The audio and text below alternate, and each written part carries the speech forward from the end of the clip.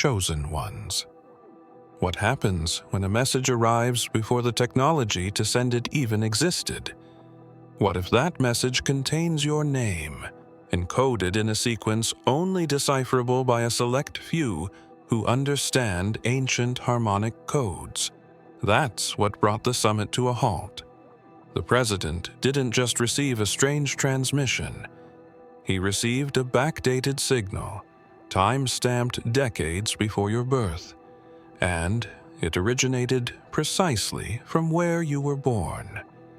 The frequency was unlike anything modern analysts had ever seen. It wasn't digital. It wasn't analog. It pulsed with something different, something primal. Embedded in that pulse was a triad of tones that mirrored the heartbeats of a fetus in the third trimester. Coincidence? That's what the president thought, until the metadata revealed the coordinates. Your exact birthplace. No margin of error. This wasn't just a signal.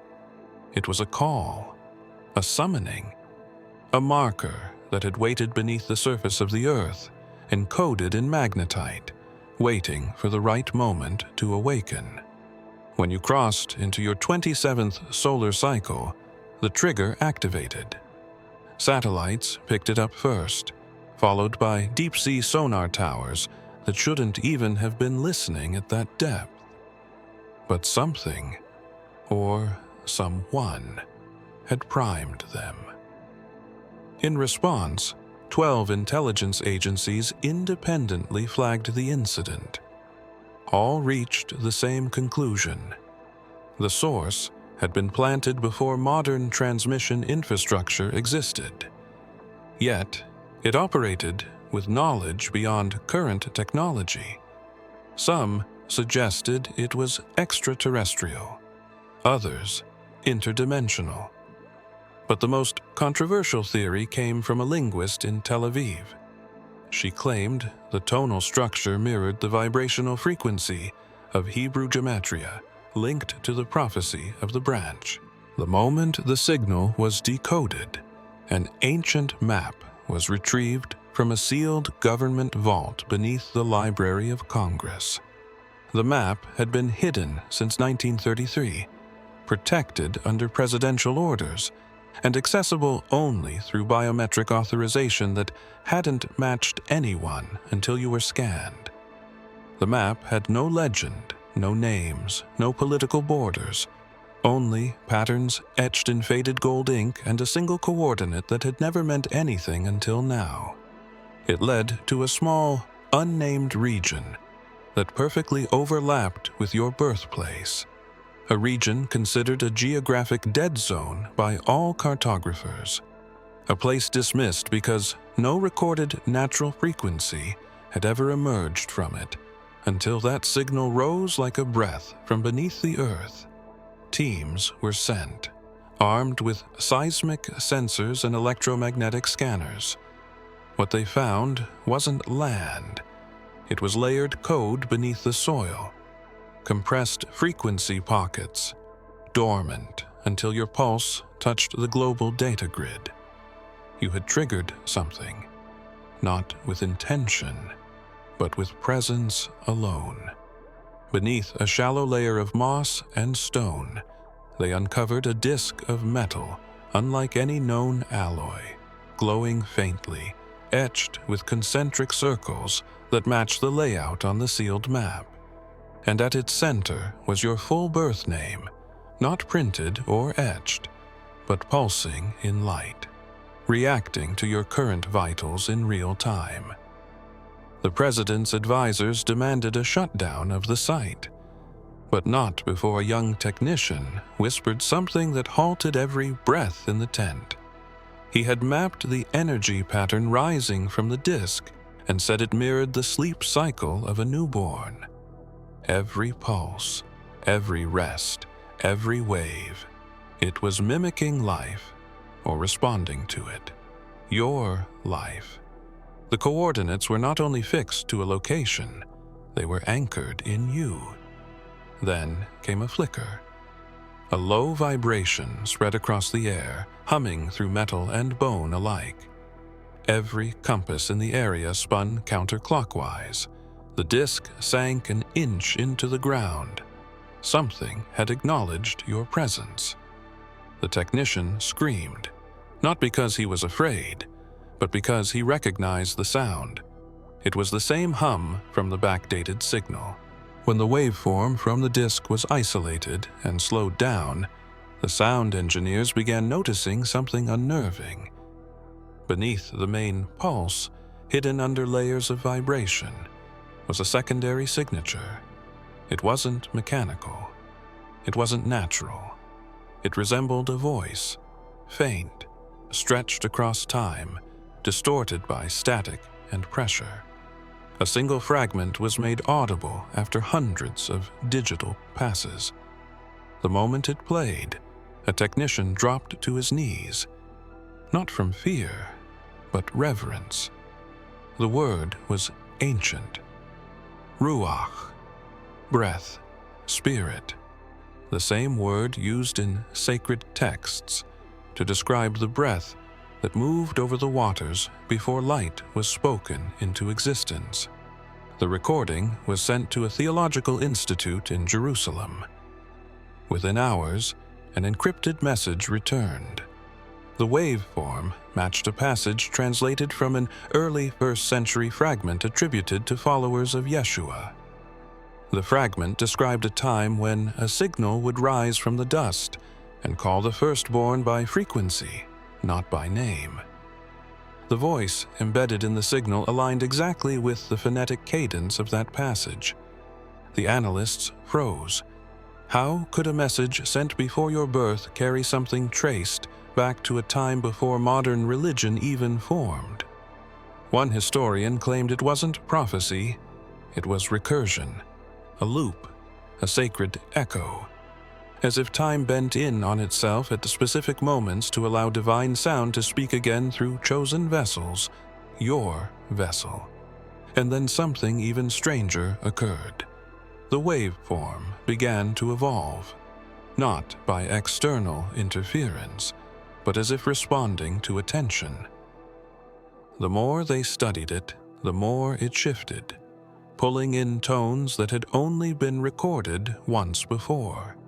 From a tomb, long believed to be Yeshua's own resting place. The resonance matched. This wasn't coincidence. It was pattern. The kind of pattern that makes physicists uncomfortable and mystics fall silent. One researcher whispered that it felt like the voice wasn't just recorded. It was waiting for someone who could complete the sound. And then came the final clue. A fragment of the signal, buried even deeper than the rest, seemed to sync with the human heartbeat. But only one subject matched it exactly. You. The frequency was alive. It was breathing with you. And someone, or something, knew it long before you arrived. The president's classified file on your birthplace had a disturbing tag: site erased by temporal directive, unsuccessful. That phrase was buried in redacted logs going back to 1972, decades before you were born. The directive came from an international think tank, formed after an unexplained energy bloom was detected in that exact region, an event that ruptured satellite telemetry and briefly caused global magnetic anomalies. The conclusion then was simple. This location was too unstable to remain on the grid. Maps were altered, access was restricted, and census records were manipulated. Anyone born there was relocated, retitled, or erased from active birth records. You were the exception. No one could explain how your name bypassed the blackout. But now it was clear. Something had protected your birth data, even when those in power tried to erase it. When intelligence agents visited the village that now barely existed on satellite view, they found something unrecorded. Not ruins, not homes, but a stone structure standing alone, untouched by time, without a door. The stones radiated heat, no power source, no sunlight, just warmth that pulsed like breath. Inside the structure, where no human had entered according to all known scans, was a chamber. And in the center of the chamber, floating, not sitting, was a piece of cloth that bore your initials, stitched in a language long forgotten, but unmistakably yours. Security personnel retrieved the artifact with extreme caution, but as soon as the cloth crossed the building's perimeter, the walls of the structure began to shift. Not collapse, shift. The outer stones reconfigured into a spiral, descending into the earth, as if triggered by your proximity. Drones sent down the spiral tunnel lost connection after 3 meters. The footage cut off, but not before capturing a symbol carved in light along the walls, a double helix unraveling in reverse, spiraling backward. Someone had prepared this place for your return, not for you to discover it, for it to remember you. The question on every analyst's mind wasn't how this was built, or even why it existed, but rather how it had survived multiple global erasure attempts, and what had kept your thread alive in the tapestry of records that were otherwise burned from time. The vault was buried beneath a decommissioned observatory in the Carpathians, shielded by an energy field so dense that even nuclear scans were refracted into noise. For decades, it was catalogued as a cold storage anomaly, a sealed chamber no tool could penetrate and no key could unlock. Researchers gave up, relegating it to classified obscurity. But on the day you awakened, truly awakened, the vault responded. At precisely 3:33 a.m. GMT, global monitoring systems recorded a brief shift in Earth's magnetic field. The observatory's foundation began to tremble. The vault door, sealed by unknown metallurgy, emitted a tone. That tone matched the pulse from the signal the president received. A specialist team was dispatched within hours. By the time they arrived, the vault door was open. No scorch marks, no sign of cutting or chemical erosion. It had opened inward, like something inside had finally exhaled. Within the chamber was a sphere levitating in place, wrapped in a spiral of inscriptions that glowed softly in ultraviolet light. The writing resembled no known script, yet a deep learning AI, trained on ancient languages and dead dialects, translated a phrase within minutes. The translation stunned everyone. He rises not from the stars, but from the dust he once chose. A historian whispered, almost involuntarily, that it echoed the words of Yeshua when he spoke of returning through those forgotten by the world. The timing of the vault opening with your awakening was no longer a mystery. It was a prophecy synced to your breath, your awareness, your presence. Then came the readings. Instruments began to detect what they called temporal density. Time within the vault was slower, condensed. Decades had passed outside while only hours ticked inside. More disturbingly, DNA traces found on the sphere matched yours, yet they were dated back to 1891, with mineral layering to prove it. In a monastery tucked high in the Armenian mountains, an ancient codex had long been kept under constant watch. Bound in leather and sealed behind obsidian glass, it was never translated, not out of neglect, but out of fear. The monks believed the script within was not written by human hands. For centuries, it remained untouched, until a seismic shift activated dormant sensors embedded in the monastery's walls. The glass fractured without impact. The codex fell open to a specific page. one whose ink shimmered unnaturally in the candlelight. At its center, an illustration, etched with inhuman precision, showed a figure emerging from cracked soil as beams of light converged into his spine. The inscription below translated to a phrase only understood in fragments until now. "He will return through the pulse of the earth." The phrase had been dismissed for generations, assumed metaphorical or allegorical. But once the president's team received the footage from the monastery, it was no longer seen as symbolism. The illustration bore a resemblance to you, down to the scar on your temple, a mark you were born with but never understood. More alarming was the date inscribed on the codex's inner flap, 573 BC. Even the Vatican couldn't ignore this. Their archives cross-referenced the phrase with apocryphal scrolls thought lost. One particular entry, attributed to an unnamed disciple of Yeshua, described a time when the earth itself would carry memory through frequency. That only one could decode it, the one whose birth echoed through stone, not blood. Every artifact, every signal, every seismic anomaly was converging on your presence. You were becoming a mirror to the pulse that predated you, a carrier of a signal that remembered eternity. The Codex even described what would follow: the rise of watchers cloaked in man's skin, and a voice that would split the sky with no sound. What no one could explain was how the Codex had mapped your exact sequence of events: birthplace, awakening, the opening of the vault, centuries before time caught up to you. The ink was not just prophetic, it was reactive. The illustration changed subtly over time.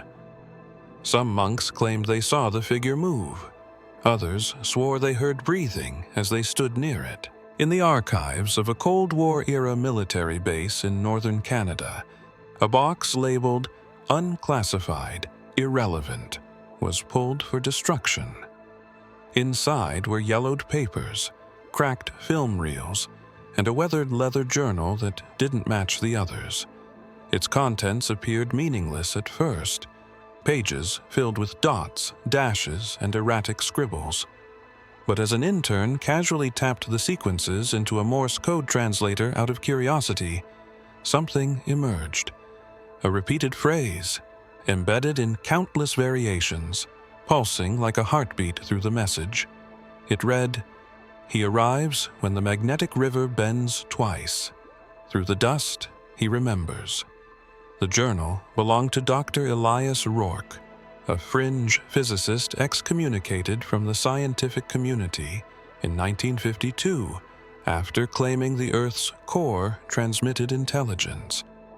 He insisted that consciousness could be embedded in geology, that certain souls were planted, not born. He died in obscurity, but not before predicting the arrival of a singular anomaly, someone whose DNA would resonate with ancient frequencies buried before humans understood sound. His sketches were erratic, but one diagram stood out. A perfect overlay of your neural pattern scanned just days ago. It was impossible. No one in his era could have even imagined such a structure, let alone drawn it accurately. The journal's most chilling entry was dated 1961. It described a child born of silence, whose presence would reawaken dormant fields across the globe. The location of the birth was recorded in code. When decoded, it spelled the exact latitude and longitude of your birthplace. His final words, scrawled in urgency across the back cover, were simply, "If he awakens, listen to the stones." The journal was forwarded to a linguist who noticed an odd pattern. The phrases weren't random. They mirrored the breathing cadence of a fetus in late gestation, much like the signal waveform discovered earlier. The Morse code, the breath patterns, the coordinates, all centered around you. It was as though Dr. Rourke had glimpsed forward through time and inscribed what he saw in the only language he believed could survive oblivion. The Vatican's underground archives are among the most secure in the world. Reinforced stone vaults, quantum-locked data cores, and surveillance protocols overseen by a hidden order known only as the Custodes. For centuries, this division remained quiet, their role limited to safeguarding apocryphal scrolls and prophetic fragments deemed too volatile for public exposure. But that changed the moment the president's team sent a copy of the backdated signal to Rome for analysis. The waveform was routed through protected channels, decoded using ancient tuning systems, and played at low volume in a soundproof room beneath the Apostolic Library. Within seconds of the audio reaching its midpoint, the lead archivist, Father Matteo, collapsed. Witnesses say his face was pale before he even hit the ground, not from fear or shock, but recognition. He had translated a scroll years earlier that contained a warning about a sound not yet heard, a vibration that would awaken only when the child of dust drew breath beneath a false sky. No one had understood what that meant until he heard the signal.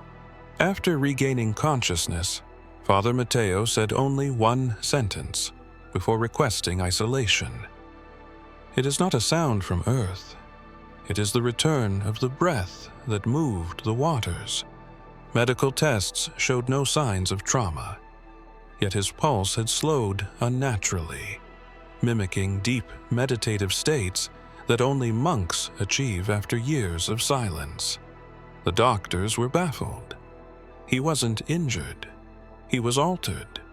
The Vatican launched an internal investigation, unsealing texts previously deemed untouchable. One fragment, carbon dated to the 1st century, contained a message written in blood and gold ink. It spoke of a day when a signal would rise from a place that no longer exists, calling forth a presence encoded before birth. The scroll named the signal as a living flame, the voice of the one buried in dust who would remember heaven's language. Among the items recovered with the scroll was a pendant, circular, etched with a double helix and a set of coordinates. Those coordinates pointed to your birthplace. Rome remained silent to the public, but internally, one directive was issued. Begin surveillance of the subject. Do not interfere. Simply watch. The time of interference has long passed. A research team in Nazareth had been studying a subterranean chamber recently uncovered beneath a collapsed chapel, a structure forgotten by most and untouched by any modern excavation. The chamber walls were lined with crystalline rock that seemed to shimmer when exposed to silence rather than light. Deep within the chamber, sensors picked up a pulse, not seismic, not synthetic, but spiritual. It was identical to the backdated signal the president had received, except this version had been echoing beneath the rock for over 2,000 years, waiting patiently for a match. And the match came when your presence was logged into the global intelligence net. But the true anomaly came when they activated the Lumitrace scanner, a device designed to track the path of residual energy through sacred sites. What appeared wasn't a series of lines or scatter plots. It was a single, uninterrupted imprint, a footprint, human in shape, but pulsing with energy.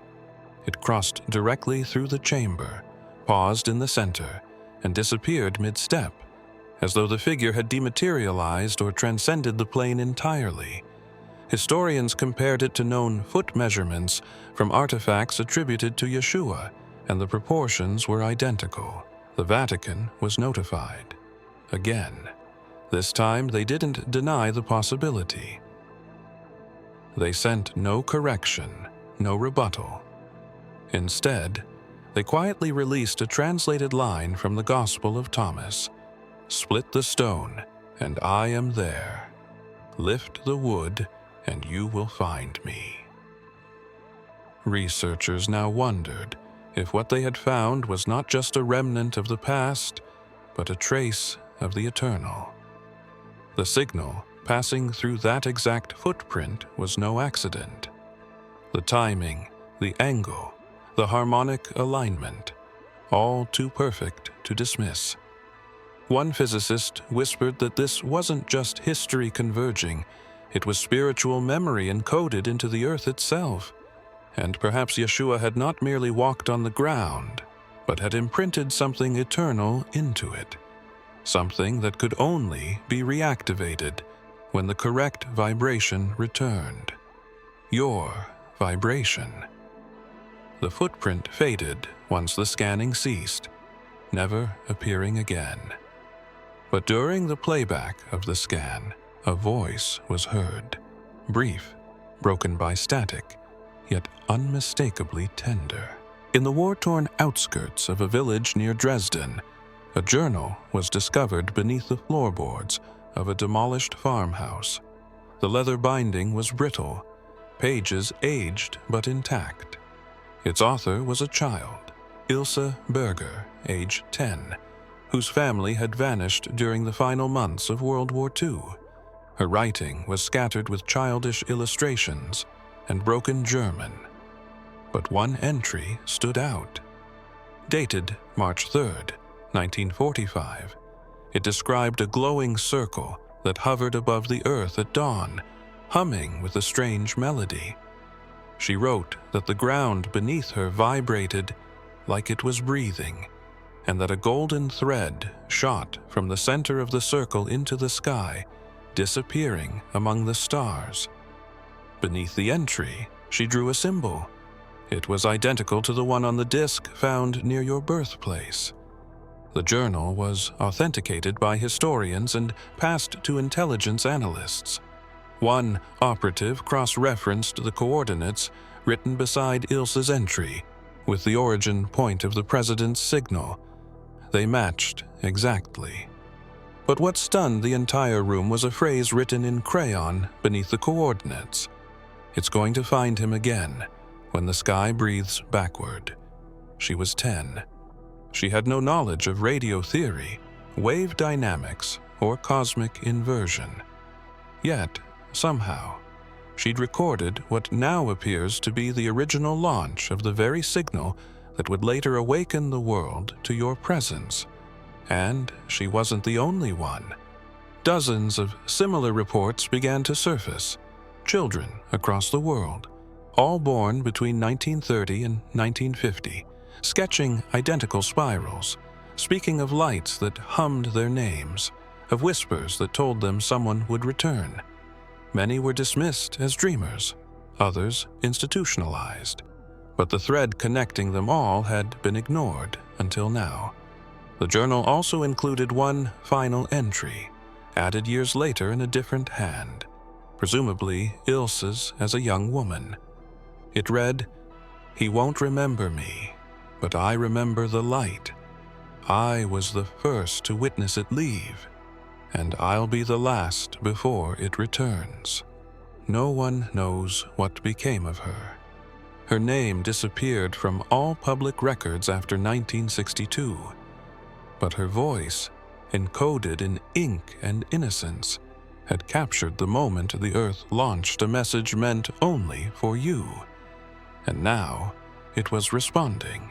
3 days after the last activation, seismic monitors buried in fault lines across the globe began reporting rhythmic anomalies. Not tremors, not aftershocks.